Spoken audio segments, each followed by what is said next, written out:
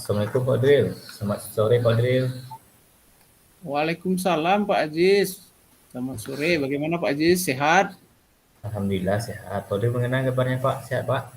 Alhamdulillah. Begini Pak Dril, boleh kita ngobrol sebentar Pak Dril? Saya Boleh dengar tuh Bapak Pak? lagi ada tantangan menarik nih dengan siswa-siswa kita. Iya Pak Aziz, saya lagi bingung banget.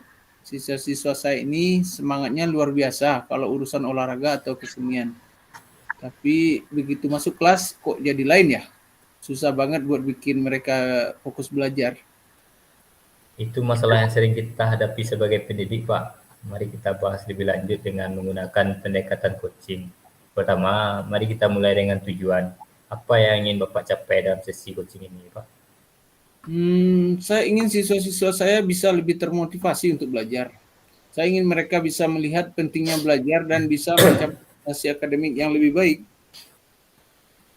Tujuan yang sangat bagus Pak. Sekarang kita masuk ke tahap identifikasi Pak. Apa saja yang sudah Bapak lakukan untuk meningkatkan motivasi belajar siswa tersebut?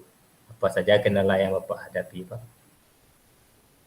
Saya sudah coba berbagai cara, Pak. Mulai dari memberikan tugas yang menarik, membuat suasana kelas lebih menyenangkan, sampai memberikan hadiah. Tapi hasilnya masih belum maksimal. Siswa-siswa saya seringkali lebih memilih untuk bermain daripada belajar. Oh begitu ya Pak. Oke Pak, saya mengerti. Mungkin kita bisa saling menggali lebih dalam lagi Pak ya. Apa yang menurut Bapak menjadi alasan siswa-siswa lebih tertarik pada kegiatan ekstrakurikuler daripada belajar tersebut Pak? Saya rasa mereka merasa kegiatan ekstrakurikuler itu lebih menyenangkan dan langsung bisa terlihat hasilnya. Sedangkan belajar itu kan butuh proses panjang dan hasilnya tidak instan. Oh, jadi itu poin yang menarik sekali Pak. Sekarang kita masuk ke tahap rencana aksi ya Pak ya. Bagaimana kalau kita coba menghubungkan minat siswa pada kegiatan ekskul tersebut dengan pembelajaran mereka di kelas Pak. Misalnya dengan memberikan contoh-contoh penerapan materi pelajaran dalam bidang olahraga atau kesenian. Wah, itu ide yang bagus, Pak.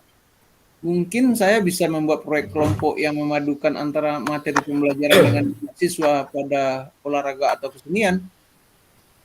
Sangat bagus. Selain itu, kita juga bisa melibatkan siswa dalam merancang kegiatan pembelajaran. Dengan begitu, mereka akan merasa lebih memiliki tanggung jawab atas proses pembelajarannya, Pak. Saya setuju, Pak. Terakhir tentang tanggung jawab. Apa yang akan Bapak lakukan setelah sesi coaching ini, Pak? Bagaimana Bapak akan mengukur keberhasilan dari rencana aksi yang sudah kita buat ini, Pak? Saya akan segera menerapkan rencana aksi tersebut dan memantau perkembangan siswa secara berkala. Saya juga akan melibatkan rekan guru lain untuk memberikan masukan untuk mengukur keberhasilannya. Saya akan melihat peningkatan partisipasi siswa dalam kegiatan belajar, nilai ujian, dan juga perubahan sikap mereka terhadap pembelajaran. Mungkin itu, Pak. Oh gitu ya Pak, sangat baik. Pak, saya yakin dengan komitmen Bapak ini kita bisa bersama-sama membantu siswa-siswa tersebut. Jangan ragu Pak untuk menghubungi saya lagi jika Bapak membutuhkan dukungan yang lebih lanjutnya Pak ya. Terima kasih banyak, Pak Aziz. Saya merasa lebih termotivasi setelah sesi coaching ini. Ya sama-sama Pak. Mungkin kita bisa diskusikan lagi di kemudian hari Pak ya. Ya, Pak. Sampai jumpa lagi, Pak. Iya Pak, sama-sama Pak. Assalamualaikum Pak. Waalaikumsalam. Selamat sore Bapak Aziz, apa kabar Pak? Sore Pak Yu. Bagaimana kabarnya Pak Yu? Sehat Pak Yu? Alhamdulillah sehat Pak Aziz. Bapak Aziz boleh minta waktunya kita ngobrol sebentar Pak? Ada yang mau saya bicarakan? Boleh. Makan Pak Yu. Ya, saya mendengar Bapak ada permasalahan di dalam pembelajaran di kelas. Nah, kalau boleh saya tahu kira-kira permasalahan apa yang terjadi di dalam kelas Pak? Saya melihat murid yang pasif Pak Yu. Karena saya merasa khawatir dan agak sedih. Saya takut jika murid tersebut akan ketinggal dalam pembelajarannya di kelas Pak Yu. Begitu. Baiklah Pak Aziz, sebelum kita lebih jauh membahas permasalahan ini, mari kita definisikan dulu tujuan kita dalam percakapan ini. Kira-kira apa yang ingin Pak Aziz capai dalam sesi coaching kali ini, Pak? Ini Mbak Yu, saya ingin siswa ini terlibat aktif lagi dalam pembelajaran di kelas, Mbak Yu. Oke, baik Pak Aziz. Kira-kira menurut Bapak apa saja faktor yang sudah Bapak lihat penyebab murid kita ini pasif dalam pembelajaran di kelas? Sebenarnya ada banyak faktor Mbak Yu yang dapat menyebabkan murid ini pasif di kelas, Mbak Yu. Salah Ya satunya Pak. murid ini tersebut merasa tidak percaya diri. Selanjutnya faktor lain mungkin terdapat murid tersebut tidak tertarik dengan pelajaran mereka di kelas itu, Mbak Yu.